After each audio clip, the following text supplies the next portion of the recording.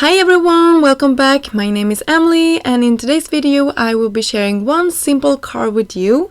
I am starting off by having some Nina 80-pound cardstock, and I will be using my Mr.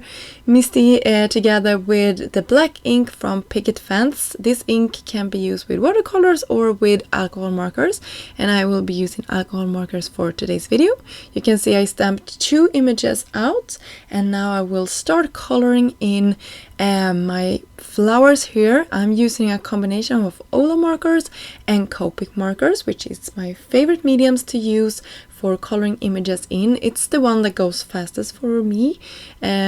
So you can see here I'm just starting off by putting down a light shade of pink, and then I will go back in with a slightly darker and then an even darker color, just to give this flower ton of interest, since this will be our focal point for this card.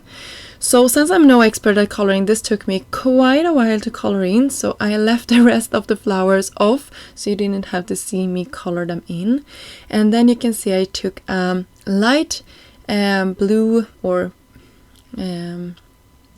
aqua maybe blue marker, and then I went in with my Ola markers on top of that, so you can really combine your markers and find your perfect color combination when it comes to alcohol markers. That is something I really love, that you can mix and match them however you like. And of course I used 4 markers for the leaves as well, just to match everything in.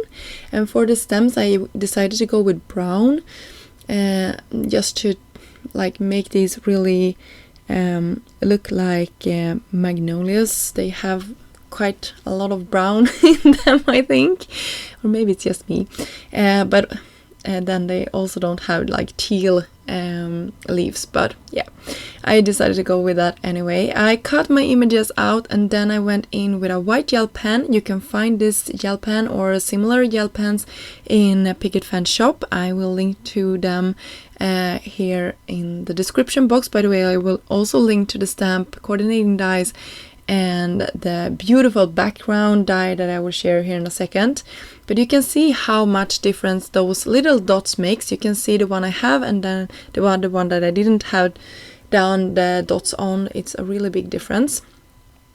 And then I will go in with some adhesive, and I'm using the A2 Basket Wave cover plate die, and it's one of the newer ones, and I'm just running some adhesive to the back of this.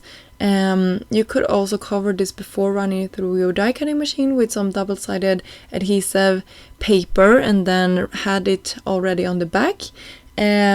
But I didn't do that, and I also like this white on white tone that this gives my project. It's not too distracting, but it also makes the background really stand out nicely. So I love how that turned out.